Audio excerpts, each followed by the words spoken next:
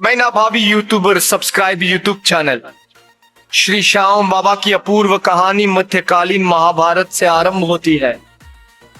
वे पहले बर्बरीक के नाम से जाने जाते थे। वे अति बलशाली गदाधारी भीम के पुत्र घटोत्कच और दैत्य मूर की पुत्री मोरवी के पुत्र है। बाल्यकाल से ही वे बहुत वीर और महान योद्धा थे। उन्होंने युद्ध कला अपनी मां तथा श्री कृष्ण से सीखी। नव दुर्गा की घोर तपस्या करके उन्हें प्रसन्न किया और 3 अमोघ बाण प्राप्त किए। इस प्रकार 3 बाणधारी के नाम से प्रसिद्ध नाम प्राप्त किया। अग्निदेव प्रसन्न होकर उन्हें धनुष प्रदान किया, जो उन्हें तीनों लोकों में विजयी बनाने में समर्थ थे।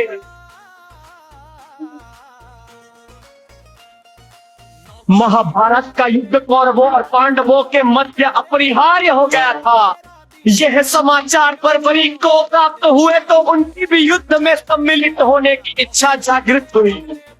जब वे अपनी मां से आशीर्वाद प्राप्त करने पहुंचे तब मां को हारे हुए पक्ष का साथ देने का वचन दिया। वे अपने नीले रंग के घोड़े पर सवार होकर 3 बाण और धनुष के साथ कुरुक्षेत्र की रणभूमि की ओर चल पड़े। सर्वव्यापी श्री कृष्ण ने ब्राह्मण वेश धारण कर बर्बरीक के बारे में जानने के लिए उन्हें रोका और ये जानकर उनकी हंसी उड़ाई कि वे मात्र 3 बाण से युद्ध में सम्मिलित होने आया है। ऐसा सुनकर बर्बरीक ने उत्तर दिया कि मात्र 1 बाण शत्रु सेना को परास्त करने के लिए पर्याप्त है और ऐसा करने के बाद बाण वापस तूणीर में ही आएगा।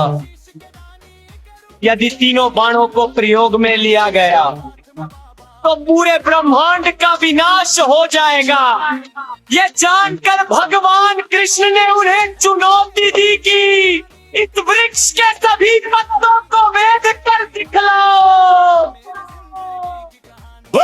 वे दोनों पीपल के वृक्ष के नीचे खड़े थे। बर्बरीक ने चुनौती स्वीकार की और अपने तुड़ीर से एक बाण निकाला और ईश्वर को स्मरण कर बाण पेड़ के पत्तों की ओर चलाया। बाण ने क्षण भर में पेड़ के सभी पत्तों को वेध दिया और श्री कृष्ण के पैर के इर्द गिर्द चक्कर लगाने लगा, क्योंकि एक पत्ता उन्होंने पैर के नीचे छुपा लिया था। बर्बरीक ने कहा कि आप अपने पैर को हटा लीजिए, अन्यथा ये बाण आपके पैर को भी वेध देगा।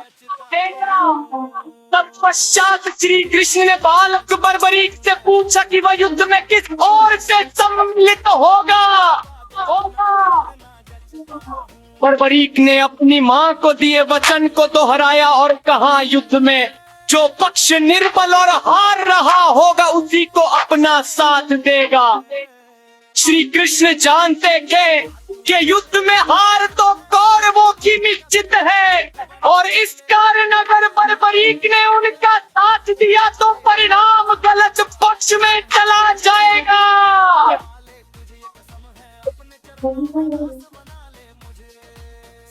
ब्राह्मण रूपी श्री कृष्ण ने वीर बर्बरीक से दान की अभिलाषा व्यक्त की। बर्बरीक ने उन्हें वचन दिया और दान मांगने को कहा। ब्राह्मण ने उनसे शीश का दान मांगा। वीर बर्बरीक क्षण भर के लिए अचंभित हुए, परंतु अपने वचन से अड़िग नहीं हो सकते थे। वीर बर्बरीक बोले, एक साधारण ब्राह्मण इस तरह का दान नहीं मांग सकता है। अब ब्राह्मण से अपने वास्तविक रूप से अवगत कराने की प्रार्थना की। ब्राह्मण रूपी श्री कृष्ण अपने वास्तविक रूप में आ गए। श्री कृष्ण ने बर्बरीक को शीश दान मांगने का कारण समझाया कि युद्ध आरंभ होने से पूर्व युद्ध भूमि पूजन के लिए तीनों लोकों में सर्वश्रेष्ठ क्षत्रिय का शीश की आहुति देनी होती है। इसलिए ऐसा करने के लिए वे विवश थे। बर्बरीक ने उनसे प्रार्थना की कि वे अंत तक युद्ध देखना चाहते हैं। श्री कृष्ण ने उनकी ये प्रार्थना स्वीकार कर ली।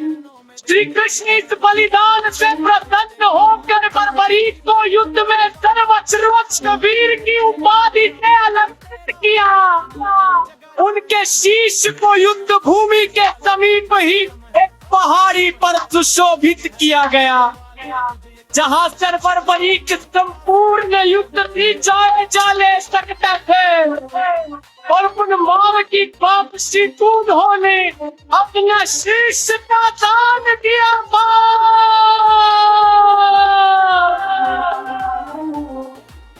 तो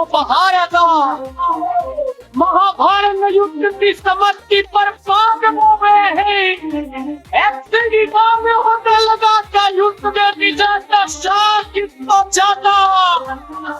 श्री कृष्ण ने उसने बर्बरीक को शीर्ष संपूर्ण युद्ध का साक्षी है। अतः से निर्णायक फल और है सत्य है।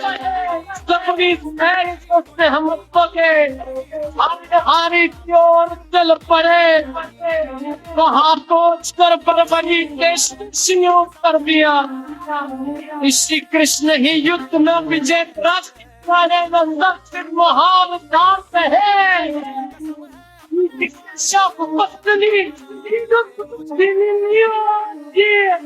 उन्हें युद्ध भूमि में सिर्फ कुल के हुआ दिखाई दे रहा था। शत्रु सीना को दे रहा था। बहुत जल्दी के आदेश पर शत्रु से